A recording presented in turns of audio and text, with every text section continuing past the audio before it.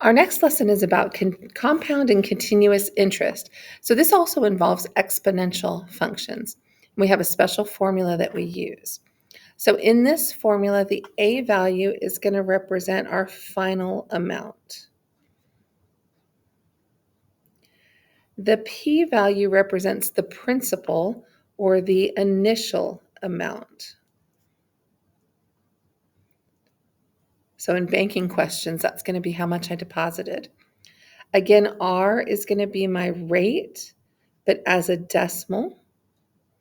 So be careful to move your decimal over twice because percents are out of 100. So we move our decimal twice. N is going to be the number of compounding periods. And we'll explain more about that. And T is going to represent the number of years.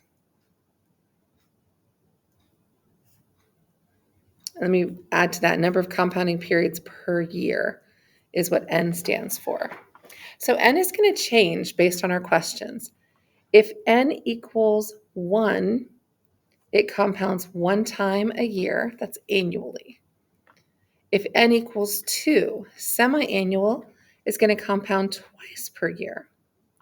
Quarterly is going to compound 4 times. Monthly is 12 times. Weekly, there are 52 weeks in a year, and sometimes it compounds daily, which we're going to use 365. So that N value could change in each question depending on how often it compounds. So let's see how this works. Your uncle gives you $5,000 for your 16th birthday. Nice uncle. You invested into a bank that pays this much interest, compounded quarterly. Find your balance after 3 years. So what is my initial amount that I plugged in? $5,000. The 1 is just always there. So our rate is 2.92%. When we change this to a decimal, we move our decimal back 2 spaces. So that's 0.0292 over. N represented the number of compounding periods per year. It was compounded quarterly, so that's a 4. And my power is N times T. So N was 4, and my T is the 3 years. So what this is saying is it's compounding this much, but it's going to do it 12 times because it's 4 times a year times 3 years. And now I just carefully plug this into my calculator. So here goes. 5,000 parentheses 1 plus 0.0292 divided by 4. And you could use the fraction button if you want to, if you like the way that looks, to the power of 4 times 3. Or you could just multiply that and put 12. And we are going to find out that we'll have $5,456 and 2 cents.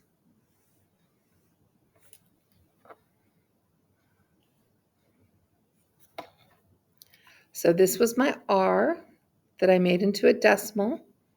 This was my T for how many years, and that was my N for how often, how many times per year it got compounded. All right, let's see what happens on the next one. You win $1 million in the lottery. Isn't that nice? You put that money into an account for 10 years. There's my T value. This is my initial value. At an interest rate of 4.9%. So remember, rate as a decimal, 0.049. You move your decimal back 2 places. All right, compounded annually, that means T is 1. So let's plug this in.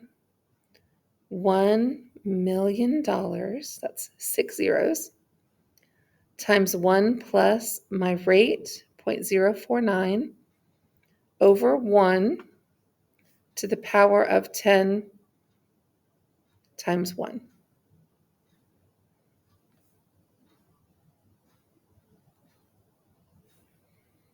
I need to change that to an N. And I'll just put this in my calculator. 1, 2, 3, 4, 5, 6.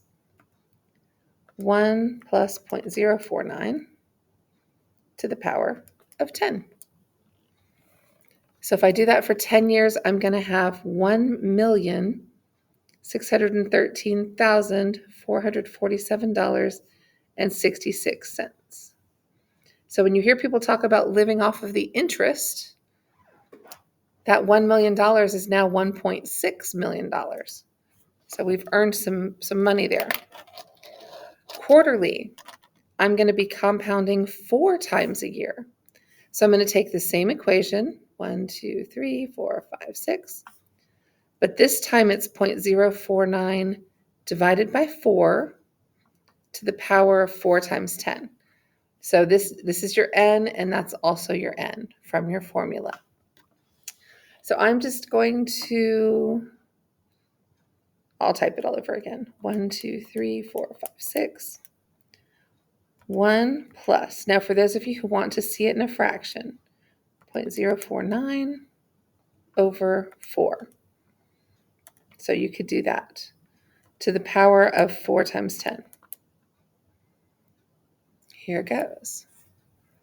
Well, now I have $1,627,000. So I've got just a little bit more money if it's compounded quarterly. Now we're going to compound it monthly. Monthly is 12 times a year. So we take our $1 million, 1 plus 0.049 over 12, and then it's 12 times 10. Because remember that exponent said n times t. 10 years, 12 times a year. So now I think I'm just going to grab that previous question and we'll just edit some numbers. We're going to make that a 12. And then we'll come up here and make that a 12. So divided by 12, and then my exponent was 12 times 10. Now I've got $1,630,000, 688.47. So it should hopefully make sense that as we compound it more frequently, we're going to have a little bit more money.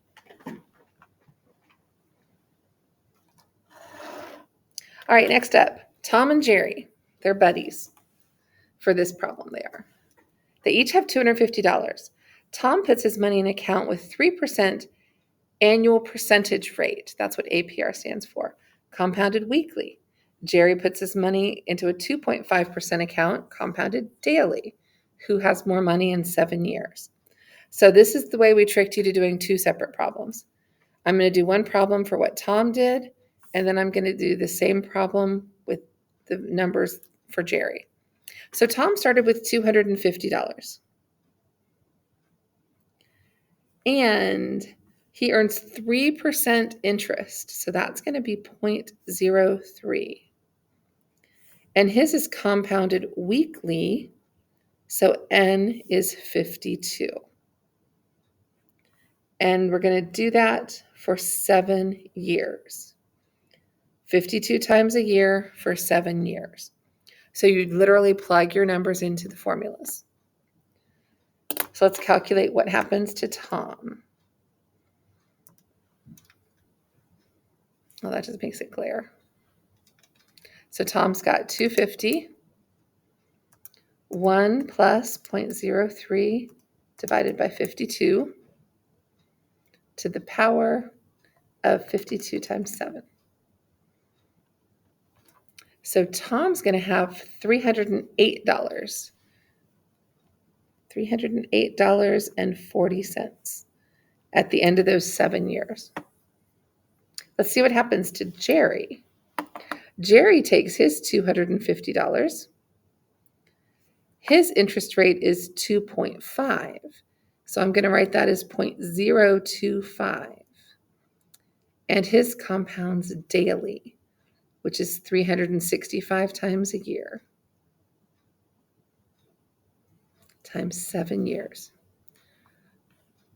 Well, Jerry has a lower interest rate, but his is compounded more frequently. So let's see who ends up with more money. 250 1 plus 0.025 divided by 365 to the power of 365 times 7. Well, Jerry's got $297.81. So what was the question that they asked us? Who has more money in 7 years? Well, I think Tom wins. He's got more money than Jerry. And our last piece for today is a formula called continuous interest. So this one, I call it the PERT formula because it's A equals P times E to the RT. So E is kind of like pi. It's a number in your calculator, and it's the same number every time. So there's 2 ways to get to this E button. If you go over here on the left side, there's an ln. Right above it, it says e to the x.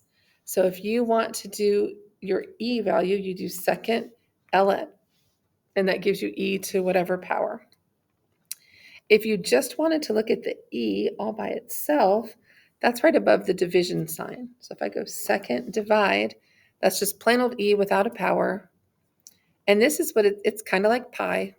Pi is 3.14159 every time. Well, this is 2.718 every time. So that's the E value.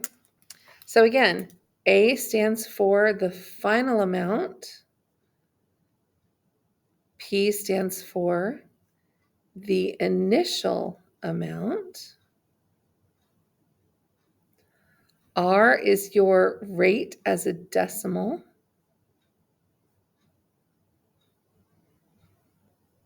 And T represents the amount of time, usually in years. And this E is found by going to second and then the button that says LN. That's going to get you to your E. So here we go. They're going to tell us it's compounded continuously. And so we know to go to this formula. You deposit $2,000 into an account that pays 8% compounded continuously. So A equals P E to the RT. P is my initial amount, my 2,000.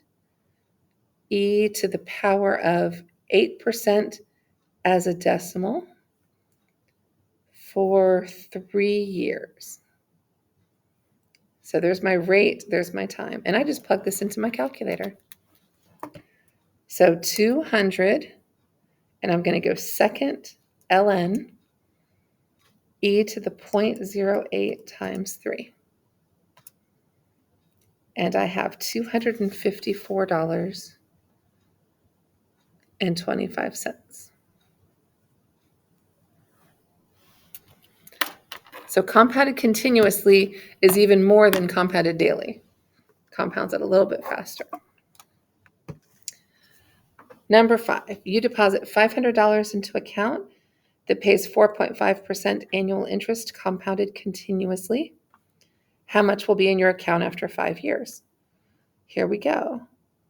There's my P, E to the rate, remember, move it back twice, 0.045 times 5 years. Let's see how much money we'll have left. 500, second ln, e to the 0.045 times 5. And we're going to have $626.16. All right, we got a ways to go before that's going to double. So I know it's more than 5 years. So we're going to do the same thing we did on the previous questions. We're going to plug this into y equals, and I'm going to type in 500 e to the 0.05x, and then I'm going to check my table to look for y equals, they wanted to double, so 1,000. I'm going to look at my table for y equals 1,000. So here goes. 500 e to the 0.045 times x. Now go to the table. We already said I know it's more than 5 years, So let's scroll down till we see 1,000. We're getting close. Oh, there it was. Somewhere between 15 and 16, I crossed 1,000. So how long will it take it to double in value? 15 to 16 years. And there we go. All right, and I believe what's up next is some practice on that.